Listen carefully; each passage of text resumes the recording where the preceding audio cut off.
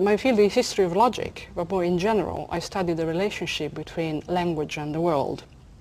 I study notions such as truth, meaning and reference, and in particular I study 100 years of history in the history of philosophy. And we in the humanities depend on the availability of texts. Our experiments, our, say, test cases basically involve dissecting texts. At the moment there are very important projects that have been that are being developed. One is the Impact project, for instance.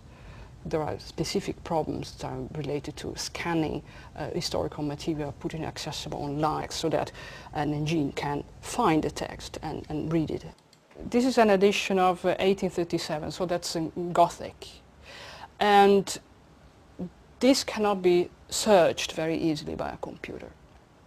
So we are setting up a project in which we make an edition in Latin of this work.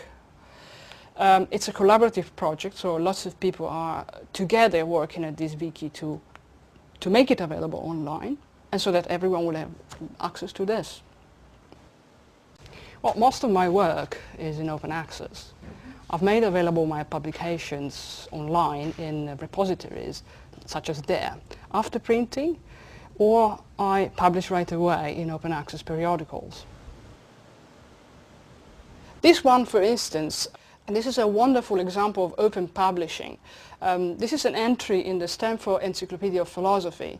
That's an open access, peer-reviewed, dynamic electronic reference work in philosophy. This model increases collaboration, puts collective intelligence at work, and speeds up research, because I can update my entry when research progresses directly on the server with this interface, and submit my changes to the referees, and if the changes are accepted, the entry is published immediately online.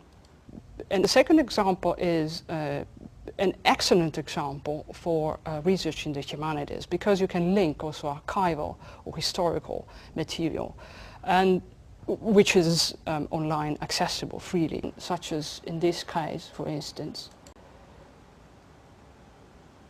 Here you have a link to the Bolzano's Wissenschaftslehre that's scanned and put online at disposal. Right now, we still must choose between open access and prestige. And let's keep our copyright, let's put our publications online available in repositories. Let's choose the journals that have the best open access policies, and let's create new open access journals. And at some point in the future there will be no distinction whatsoever between prestige and open access. So the future is open access.